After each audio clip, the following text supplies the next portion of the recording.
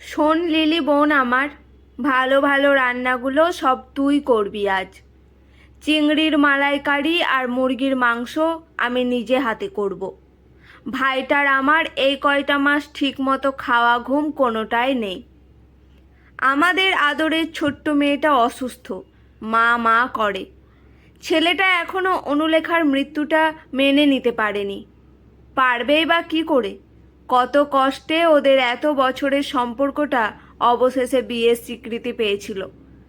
ভাইটা একটা ফুটফুটে মেয়ের বাবা হলে কত খুশি আমরা। আমাদের বাড়িতে একটা নতুন প্রাণ এলো। নিজে তো সন্তান জন্ম দিতে পারলাম না, পিসিমণি হয়েই আমি সুখী ছিলাম। কিন্তু আমার সোনাটা যে অসুস্থ। মাঝে মাঝে মনে হয় প্লেনের টিকিট কেটে চলে যায় ভাইয়ের কাছে, কিন্তু তোর দাদা বাবুর মাসখানেক আগেই হার্ট অ্যাটাক হলো। কি করে যায় বলতো মানুষটাকে ছেড়ে? মেয়েটাকে নিজের কাছে নিয়ে চলে এলে তো আমার ভাইটা পাগল হয়ে যাবে। কি নিয়ে থাকবে ও? আজ কলকাতায় নেমে ভাই আমার বাড়িতে আসবে প্রথমে। একটা গুরুত্বপূর্ণ মিটিং অ্যাটেন্ড করে আবার সন্ধ্যার ফ্লাইটে লন্ডনের উদ্দেশ্যে পাড়ি দেবে। এত গুরুত্বপূর্ণ কাজ না থাকলে ও অসুস্থ মেয়েটাকে ছেড়ে কিছুতেই আসতো না। লিলির মনটা খারাপ হয়ে গেল ছোট্ট মেয়েটার শরীর খারাপ শুনে। লিলি খুব বেশি দিন এ বাড়িতে আসেনি, মাস তিনেক হবে। মাঝে একদিন বৌমণিকে পাগলের মতো কাঁদতে দেখে শুনেছিল বৌদির একমাত্র ভাইয়ের বউ রোড অ্যাক্সিডেন্টে মারা গেছে। একরত্তি মেয়ে স্বামী সংসার ফেলে সে চলে গেছে দুনিয়া ছেড়ে। বৌদিমণি খবর পেয়েই বিদেশে ছুটেছিল। লিলি এক অভাগা গরিব মেয়ে, ছোটবেলাতেই বাপ মা হারাছে। মামা মামির দয়ায় লাথিচাটা খেয়ে বড় হয়েছে সে। লিলি বেশি লেখাপড়া শেখেনি, সে সুযোগও পায়নি, কিন্তু বড় ভালো মনের মেয়ে সে, আর সুন্দরীও বটে। লিলিকে দেখে বৌদিমণি প্রথমবার বলেছিল, তোকে অনেকটা আমার ভাইয়ের বউয়ের মতন দেখতে রে। এ বাড়ির লোকজন বড় ভালো, তাই লিলি কখনো চায় না এই কাজটা ছাড়তে। লিলি বিয়ে করেছিল 14 বছর বয়সে। বছর ঘুরতেই সন্তান সম্ভবাও হয়েছিল সে, কিন্তু মা ডাক শোনার সৌভাগ্য হয়নি আর।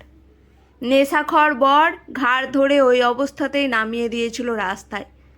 মামা মামির ঘরেও ঠাঁই হয়নি লিলির।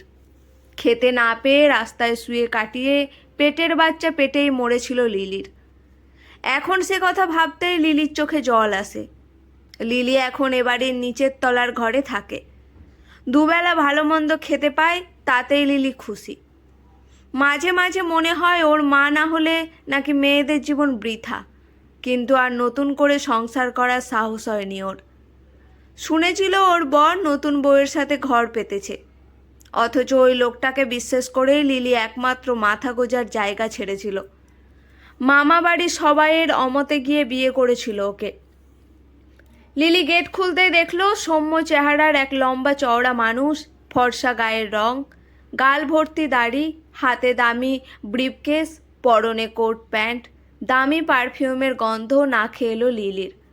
কিন্তু মানুষটার মুখখানা মলিন, চোখে মুখে দুশ্চিন্তার ছাপ। লিলি এগিয়ে গিয়ে বলল, দাদাবাবু ব্যাগটা আমাকে দিন। লিলিকে দেখে মনে হলো আলাপন ওরফে বৌদমণির ভাই একটু থমকে গেল। লিলি তো করে বলল, দাদাবাবু আমি এ বাড়িতে কাজ করি কয়েক মাস হলো। ঘরে ঢুকতেই বৌদিমণি ভাইকে নিয়ে ব্যস্ত হয়ে পড়ল। লিলিও লেগে পড়ল রান্নার কাজে। হঠাৎ বৌদিমণি ডাক দিল লিলিকে। লিলি যেতেই বলল, বস সোফায়। তারপর ভাইয়ের সাথে কথা বলতে লাগলো।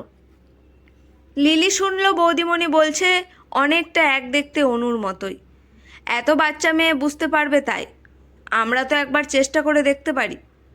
অসুস্থ বাচ্চাটাকে সুস্থ করার আর উপায় পেলি কি? এত তো ডাক্তার দেখালি, তোর কথাটা আমারও মনে হচ্ছে একবার চেষ্টা করা উচিত। আলাপন বলল, উনি কি রাজি হবেন? বৌদিমণি বলল, বড় ভালো মেয়ে লিলি, একবার বলে তো দেখি। লিলি জিজ্ঞেস করল, কিছু বলবেন বৌদিমণি? বৌদিমণি ওরফে সরলা লিলির হাত ধরে বলল, বোন তোকে তো বলেছিলাম তোকে অনেকটা অনুর মতো দেখতে।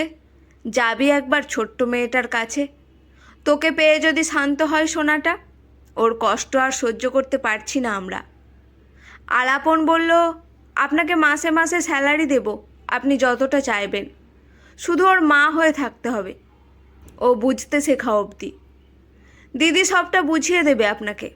হাত জোর করে অনুরোধ করছি আপনার কাছে, এই সাহায্যটা করলে চিরকাল কৃতজ্ঞ থাকবো আপনার কাছে। আমি জানি টাকা দিয়ে মা পাওয়া যায় না, কিন্তু আমাদের কাছে আর কোনো অপশন নেই। লিলি অস্ফুটে বলে উঠল, তার মানে ভাড়ার মা? সেদিন রাতে ফিরে গেছে আলাপন। যাওয়ার আগে বারবার অনুরোধ করেছে লিলিকে লন্ডনে আসার জন্য। সারা রাত ভেবেছে লিলি, কিন্তু ওই ছোট্ট মেয়েটার কথা ভেবে নিজেকে আটকাতে পারেনি। মনে মনে বলেছে, নিজে তো মা হতে পারলাম না, ভাড়ার মা হয়েই না হয় মা ডাক শুনি। বেশ কিছুদিন ধরে লিলির পাসপোর্ট ভিসার ব্যবস্থা শুরু করলো সরলা। তার সাথে চলল অনুলেখার মতো পোশাক পরা, কথাবার্তা বলার অভ্যাস। আর তারপরেই বৌদিমণির সাথে লিলি পাড়ি জমালো লন্ডনের উদ্দেশ্যে। এটা লিলির প্রথম বিমান সফর ছিল। লিলির পরনে ছিল ব্ল্যাক জিন্স আর ঢিলা টি শার্ট। গন্তব্যে নামতেই লিলি দেখল একগুচ্ছ গোলাপ হাতে দাঁড়িয়ে আছে আলাপন, কোলে ফুটফুটে ফুলের মতো একটা বাচ্চা। লিলিকে দেখেই মাম্মাম বলে কোলে ঝাঁপিয়ে পড়ল সোনাই। লিলি সোনাইকে কোলে নিয়ে অনেক আদর করল, চুমু খেলো। বৌদিমণি বলল, মাম্মামকে পেয়ে পিসিমণিকে ভুলে গেলি সোনাই? আলাপন আর সরলা হাঁপ ছেড়ে বাঁচল। গাড়ি চলল আলাপনের বাড়ির উদ্দেশ্যে। ততক্ষণে লিলির বুকের মধ্যেই ঘুমিয়ে গেছে সোনাই। আজ প্রথমবার মা ডাক শুনে খুব আনন্দ হয়েছে লিলির, চোখে মুখে ওর খুশি। আলাপন বলল, অনেক ধন্যবাদ আপনাকে। সরলা বলল, দেখো বাচ্চাটা কত শান্তিতে ঘুমোচ্ছে। গাড়ি থামলো একটা বড় সাদা বাড়ির সামনে। বাড়িটা দেখে হাঁ করে তাকিয়ে রইল লিলি। আলাপন বলল, এই আমাদের বাড়ি। আপনি না বলে তুমি বলবেন, আমিও তাই বলবো, তাহলে সুবিধা হবে। ভেতরে ঢুকে লিলি দেখলো এলাহি ব্যাপার সব। আলাপন বলল, তোমার একমাত্র কাজ সোনাইয়ের সাথে থাকা, আর বাকি যে কোনো দরকারে লুসিকে বলবে সব কাজের জন্য। আলাদা লোক রাখা আছে। লুসি বাংলা বোঝে। পরের দিন বৌদিমণি ফিরে গেল আর লিলির জীবনের নতুন অধ্যায় শুরু হলো সোনাইয়ের সাথে। কচি গলায় কথা শেখানো থেকে শুরু করে হাত ধরে হাঁটানো এখন লিলির নিত্যদিনের কাজ। আধো আধো গলায় লিলি যতবার মাম্মাম ডাক শোনে মুখে হাসি ফুটে ওঠে ওর। অনেকগুলো মাস কেটে গেছে। লিলি অ্যাকাউন্টে প্রতি মাসে মোটা টাকা পাঠায় আলাপন। এখন লিলির জীবন সোনাই, ওকে এক মুহূর্তে চোখের আড়াল হতে দেয় না ও। এখন সব বিদেশি আদব কায়দা লিলির আয়ত্তে। রোজ বিকালে পার্কে নিয়ে যায় সোনাইকে, ওকে বাঙালি খাবার খাওয়া, বাংলা গান গাওয়া শেখানো। লিলির মাঝে মাঝে ভীষণ ভয় হয়, যদি ওকে চলে যেতে হয় আবার। একদিন আলাপন বলল, বাহ, দারুণ হয়েছে তো রান্নাটা, তোমার অ্যাকাউন্টে টাকা পাঠিয়েছি, চেক করে নিও। হাউমাউ করে কেঁদে উঠল লিলি। দাদাবাবু, টাকা পয়সা কিছু চাই না আমার, আপনার মেয়েকে ছাড়া আমি বাঁচতে পারবো না। মা না হোক কাজের লোক হয়েই থেকে যেতে চাই এখানে। দিন 15 পর আলাপন বলল, ব্যাগ গুছিয়ে নাও, সবাই মিলে দিদির কাছে যাব। বৌদিমণির বাড়ি ঢুকতেই জড়িয়ে ধরল সরলা লিলিকে। বলল, হবি নাকি সোনাইয়ের সত্যিকারের মা? আমার ভাই তোকে নিজে জিজ্ঞেস করতে বলেছে, ওকে তোর অতীত সম্পর্কে সব বলেছি, আর ওর ব্যাপারে তুই তো জানিস। আনন্দে চোখে জল চলে এলো লিলির।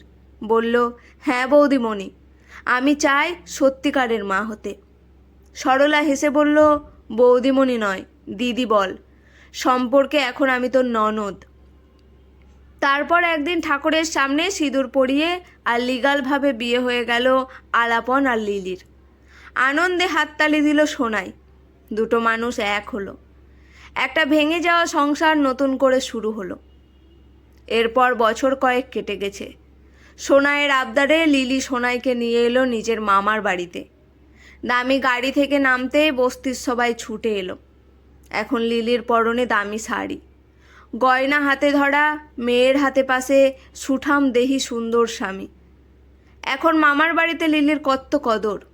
কোথায় বসতে দেবে, কি খেতে দেবে, এই নিয়েই অস্থির তারা।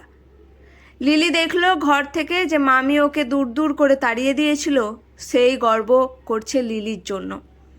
আজ লিলির নিজেকে ভাগ্যবতী মনে হচ্ছে। সত্যি, সময় মানুষকে কোথা থেকে কোথায় নিয়ে যাবে কেউ বলতে পারে না। আজকের গল্পটি এখানেই সমাপ্ত। গল্পটি ভালো লাগলে চ্যানেলটি সাবস্ক্রাইব করে পাশে থাকবেন। ধন্যবাদ।